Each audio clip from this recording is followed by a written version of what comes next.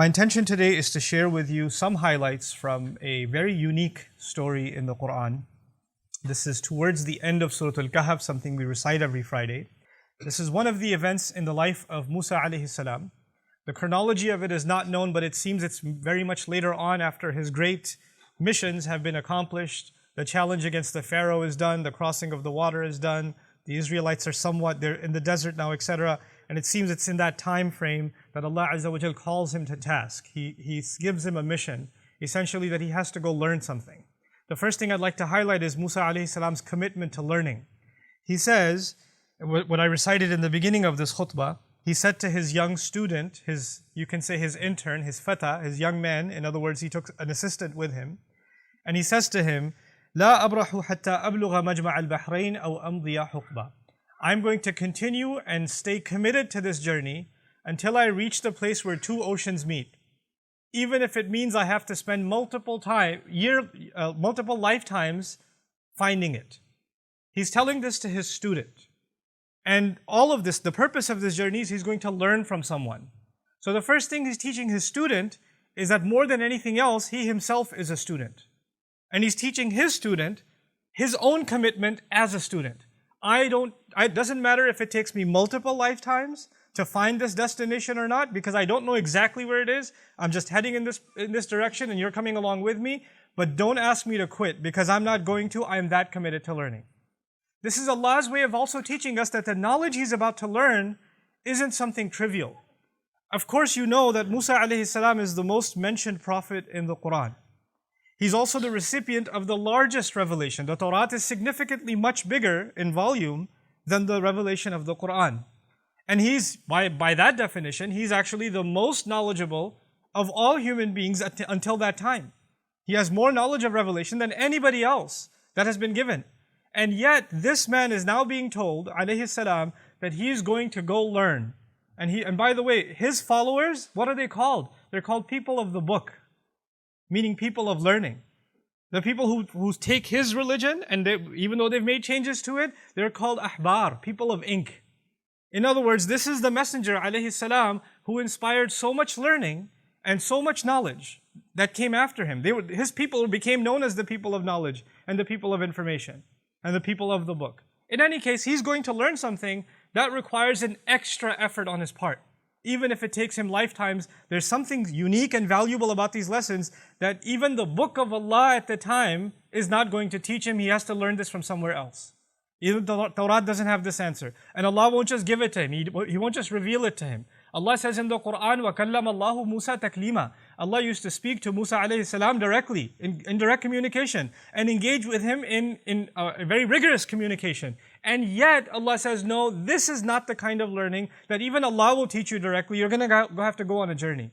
So it is a very unique circumstance. You don't just pass over this little bit of information. You have to appreciate what's going on here. The most knowledgeable person in the world at the time is now being told, you have to go learn a lesson from somewhere else. And so he goes on this, what seems like an endless journey. Who is this person that he's going to learn from? What are his credentials?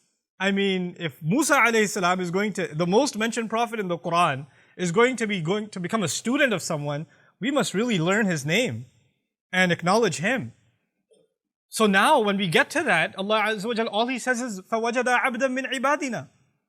They found one of our servants. Literally, the Quran describes this teacher of Musa alayhi salam as one of our servants. I know that in our narrations and some of the opinions, we find his name to be Khadir or Khidr, it's pronounced differently.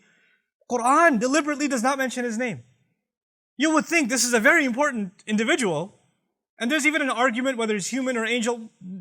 It's not an issue in the Quran. The Quran didn't ask that question. We don't have to ask that question. The Quran gave us one bit of information about him. He was one of our slaves. What does that do? That actually teaches us something profound about those who reach the heights of knowledge. They are nothing more than a slave of Allah. Their titles, their credentials are insignificant before Allah. He's a mysterious figure that Musa alayhi salam just knows, this is the person I have to learn from. And it's really interesting also, Musa alayhi salam does not ask him his credentials and say, so I'm supposed to learn from you? I mean, where did you graduate from? What revelation do you get? Well, who are you supposed to be? Like, when you're learning from someone, you want to kind of size them up. There's nothing like it. Musa alayhi salam straight up goes to him and says, هَلْ أَتَّبِعُكَ عَلَىٰ أَن تُعَلِّمَنِي مِمَّا عُلِّمْتَ رُشْدًا. May I follow you? And he didn't say, هَلْ تُعَلِّمُنِي? Could you just teach me? I came all this way because apparently you know some things I don't know. So why don't you just tell me? I'm already tired. لَقَدْ لَقِينَا مِن سَفَرِنَا هَذَا نَصَبًا. Quran also describes Musa alayhi salam on this journey. We've been pretty exhausted. Mind you, this is the same Musa alayhi salam who's crossed the water, who's been in the desert, who's done quite a few pretty exhaustive things, who's been in Madi and almost dying of dehydration to find water. This is the same Musa that went on this journey and says, I'm pretty exhausted by now. And after this exhaustion, he doesn't just say, can we just sit down here and learn now? Because it's been a pretty tough journey for me. He says to this individual, this abd bin ibadillah, he says to him, هَلْ أَتَّبِعُكَ? Can I follow you? This is interesting because what he's going to learn isn't just words. He has to follow him. This is a kind of learning that will come from experience. It's not book knowledge. It's not classroom knowledge. It's experience knowledge. And this is something Musa alayhi salam already knows. This person will teach me something that cannot come from books or words. He's going to show me certain experiences. So he's asking permission to follow him, and only by living those experiences will I learn something. And of course, his response is, you don't have the patience for it. لَن تَسْتَطِيعَ مَعِيَ صَبْرًا. I don't see you as capable of withstanding what's going to be coming. I don't see that you have the grit, the perseverance, the patience it takes to learn these lessons. And Musa alayhi salam then convinces him. And by the way, Musa alayhi salam could have also said, excuse me, I don't have patience. You know who I deal with? I dealt with Fir'aun. I debated with him. You know whose leader I am? Banu Israel. I don't have patience? You know what the kinds of things they've said to me? He doesn't say that. Clearly, Musa alayhi salam, you and I know, his patience has been tested throughout his life. Throughout his life, time and time again, his patience has been tested. And yet, these lessons, his teacher is telling him, they're not that easy. It's going to test your patience. You're going to lose it. You're not going to be able to withhold it. That's a pretty powerful statement to make. And for Quran to record it like that about Musa alayhi salam. And he says, سَتَجِدُنِي إِنْ شَاءَ اللَّهُ صَابِرًا. You'll find me patient. Inshallah, if Allah wills, I'm not saying that I have that capability, but if Allah grants me that capability, I will demonstrate patience to you. Okay, so that's his prerequisite for this learning. This is important for us because before we learn anything about these lessons, what we have to internalize is that these lessons cannot be learned if you're not patient. And these lessons will only be learned if your and my patience is tested, if we're put in difficult circumstances. These lessons are directly related to difficulty and hardship, where your patience and your grit is going to be put to the test. So this is what Musa alayhi salam is being told. And of course, Musa alayhi salam has seen difficulty before. This is not new for him. So he's pretty confident he'll be able to manage the situation. So they go on their way. And instead of me going ayah by ayah, I'll just share some highlights with you. The first stop on their journey is that they asked this teacher of his and Musa alayhi salam, they board onto a ship. حَتَّى إِذَا رَكِبَ فِي السَّفِينَةِ. Now when they board onto a ship, obviously there are people, they're travelers, and they ask these people, can we ride with you? So they've done them a favor. The circumstance is not just about a ship. You have to understand, now we have a situation where there are people who did other people a favor. The people that own the ship have done Musa alayhi salam and his teacher a favor by allowing them to ride along with them.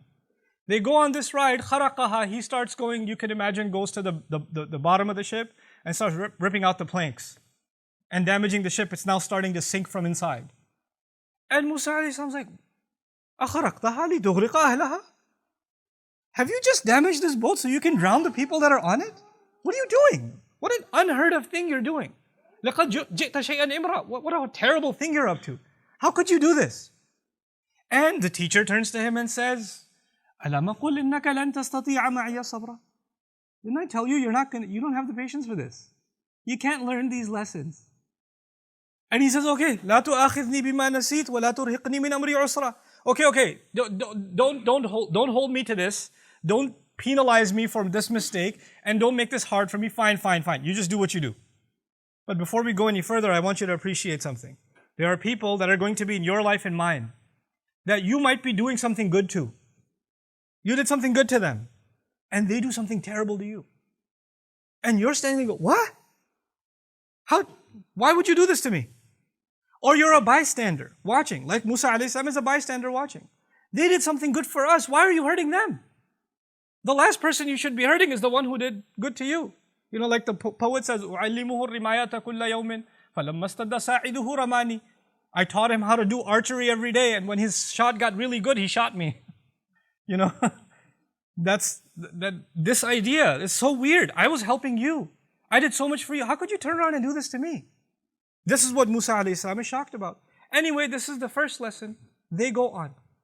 He doesn't know what the lesson is yet. He's still got questions in his head. Why did this happen? You don't have the patience. Let's keep going. Time for lesson number 2. And they go on to lesson number 2, and they see this kid. They don't know who this child is. And he just kills the kid. This man kills a child. This child has done nothing to you. He's committed no crime. They don't even know him. Musa alayhi salam is in absolute shock. By the way, this is the kind of person, Musa alayhi salam is the kind of individual that when a person was being beat up, he intervened. You remember earlier on in his life. Somebody was being beat up and he intervened and said, رَجُلَيْنِ يَقْتَتِلَانِ. And he went up and he punched the guy. Stopped it from happening. Now he's seen a child be killed.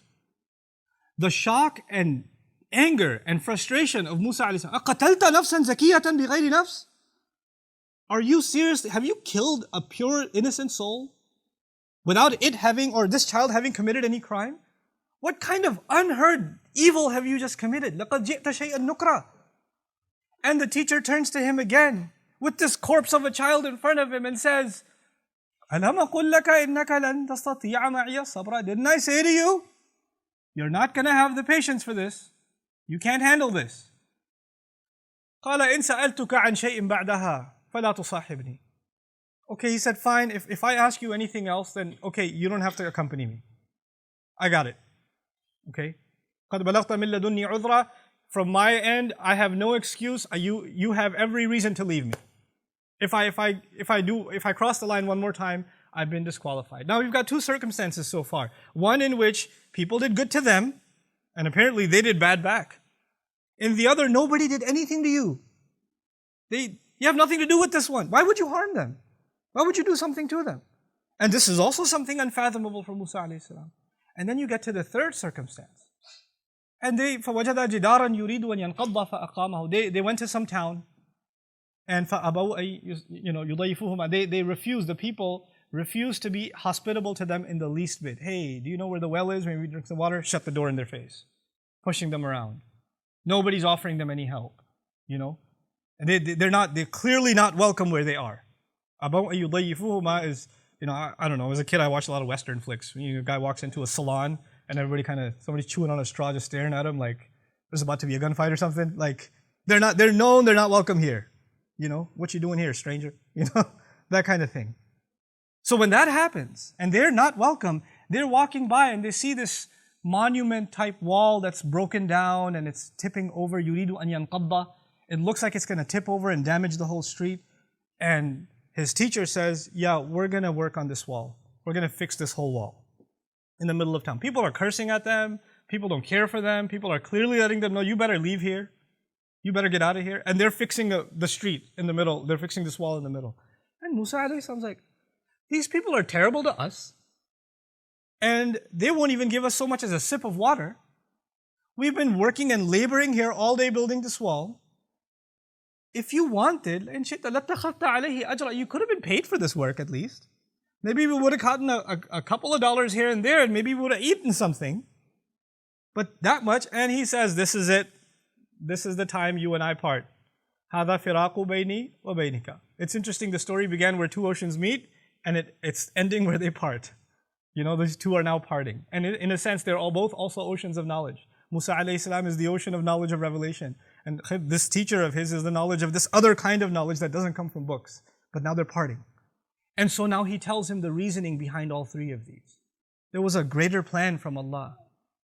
And in this plan, those people whose ship was destroyed, actually their ship was about to be seized by the navy. The king was taking every ship to add to his navy. When they came by their ship, they saw the ship is damaged. They said, no good for the navy. They let it go. They're going to suffer damages. They're going to have to fix it up, but at least they still get to keep their livelihood. They can still earn a living.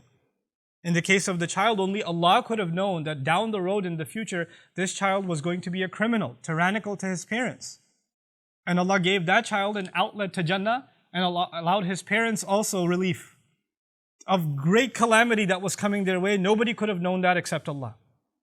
In the case of this wall, Allah was looking out for 2 orphans in that town that was so mean to them, whose father left a great deal of money behind, and that money was buried under that wall. If that wall tipped over, people would have seen that treasure. They would have, the kind of people they are, we know what kind of people they are, those kids wouldn't have seen a penny of it. That would have been eaten up by somebody else. And Allah wanted that those kids grow up one day and are strong enough to protect their assets, and then they dig up what is theirs. This was Allah's plan. But in all of this, none of this makes any logical sense. I mean, unless you know Allah's plan, you're not going to know the logic behind something terrible that happens.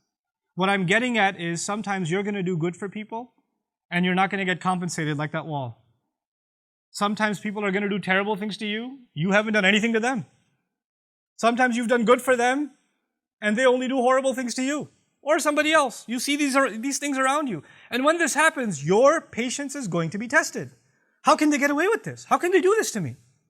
Why would they do this? I want to give you one more place in the Quran, which is also in a sense related to the people of Musa alayhi salam in Surah Al-Isra. Very interesting language. You know, the Israelites, when they were established and when they finally became an independent nation, eventually Allah Azza wa Jal actually in the history of the Jews, in the history of the Israelites, they were ransacked and invaded by foreign nations multiple times. And Allah mentions 2 major invasions in Surah Al-Isra. But the way He mentions it, understand that the Israelites, the Jewish community of the time, we consider them the Muslims of that time. You have to understand what that means. They were the Muslims of that time. That was the Ummah. And they lived in a town, and then non-Muslims came, non-believers came and invaded them. فَجَاسُوا خِلَالَ الدِّيَارِ. They broke into every home. You don't have to go further. When you describe soldiers breaking inside homes, then you know what happens next. That doesn't have to be spelled out. Everybody can know. Anybody who understands war knows. When militaries go into civilian towns, all unnamed kinds of atrocities take place. But that army that came in, you know what Allah called them? He says, بَعَثْنَا عَلَيْكُمْ عِبَادًا لَنَا أُولِي بَأْسٍ شَدِيدٍ. We appointed over you, meaning we sent to invade over you, servants of ours. The strangest phrase. Those people were disbelievers, enemies of Allah, pagans, attacking Muslims, and what did Allah call them? His servants. Sometimes people that do terrible, terrible things, they don't even know that they're serving a larger plan from Allah. They don't even know it. They don't even know that even in their rebellion against Allah, they are actually at Allah's service. They don't even know. The believers might not understand why this is happening to them. They don't see the future script. They don't have that curtain lifted from Allah, like in the case of the teacher of Musa, who said, look, this is going to test your patience because you don't know what's behind the scenes. All you see is what's happening in front of you. You don't know what's going on, in the background. This is alimul ghaybi wa shahada. Allah knows the unseen and the seen. We only get to see what's in front. And when we see what's in front, we go crazy. We lose patience. We say, how can they do this? How did Allah let this happen? You know those parents who lost their child are not going to say, oh yeah, I guess he was going to get older and be a big pain. They're not going to say that. They're going to say, how did Allah let this happen? Why did my child have to die? And those same parents, if that child lived 20 years later, I wish you died when you were young. The kind of pain you've caused us. Those same parents will say those words. But Allah knew. They don't know. Wallahu ya'lamu wa antum la ta'lamun. Allah knows and you don't know. Allah has knowledge and you don't have knowledge. This is the kind of lesson that Musa alayhi salam could not just have been told. He had to experience it. Why? Because you can read about patience. You can learn about it. You can listen to a khutbah about it. But if you're experiencing something, you're experiencing a kind of situation where you cannot understand why this is happening to you. Why is this happening to me? And then still know, لا تحسبوه شرا لكم بل هو خير لكم. Don't think this is a bad thing for you. There's good in this for you. There's good in it for you. If you can internalize that, then you've learned one of the most important lessons in the Quran. One of those lessons that could not have been learned easily even by the likes of Musa alayhi salam. And if it's not easy for you and me to internalize that lesson right away, that's okay. It wasn't even easy for Musa alayhi salam. We're not being expected to turn into angels. We're not being expected to not be frustrated, to not be angry, to not lose patience. That's not the expectation from Allah. As a matter of fact, even someone of that status, of Musa alayhi salam, from ulul azmi min ar-rusul, if he can multiple times be told, look, you're losing your patience, told you you're not going to be able to handle it, then who are we? We are going to go through those circumstances. But this story and this guidance is going to remind us that we have to take a step back sometimes and just look at Allah's plan and say, I submit to it. There is something good in it, in this life and in the next. And you know what? I'm going to accept that. And this is the lesson that Musa alayhi salam had to be given. We are not going to have someone like, Musa's teacher who will walk around with us, and when something bad happens, he'll be like, by the way, I know you're frustrated, but you know the real thing, you lost your job right now and you're really upset, but actually a much better job is coming and you would never have even applied for it if this didn't happen, and you're going to move to the town you always wanted to move to, but that's all planned out for you, but I just didn't want to tell you that, so right now I know you're pretty depressed because you don't have any savings, you don't have money to pay the rent and the electricity bill, and everything's falling apart, but just wanted to let you know there's something in the source code you didn't understand. That's not going to happen with us. That's not going to happen. That's only with that messenger and that lesson that he had to learn. And through that we know that there's always a plan. Because of this story, we know there's always a plan. And the plan of Allah is always meant to be something good. You know that knowledge that this man had, or this individual had, I'd say, to be careful. How did Allah describe his knowledge? He says, آتَيْنَاهُ رَحْمَةً مِّنْ عِنْدِنَا وَعَلَّمْنَاهُ مِن لَدُنَّا عِلْمًا. He says about this individual, Allah gave him a mercy that comes especially from us. And then secondarily, he says, we gave him a knowledge that comes especially from us. In other words, that knowledge that he has, before it is even knowledge, it is a mercy. Before it's even knowledge, it is a mercy from Allah. That was important to mention because everything he did didn't look like mercy. It didn't look like mercy. Not from the naked eye, not from the eyes of the seen, but from the eyes of the unseen, there's mercy in that too. May Allah Azza wa Jal give us eyes of Iman and really a heart that can withstand difficulty, withstand hardship, whatever hardship you're going through in your life, whatever circumstances that are weighing down on you. And may Allah Azza wa Jal give you the faith to know there's something good behind this that is on the horizon. You just have to hold on to your faith.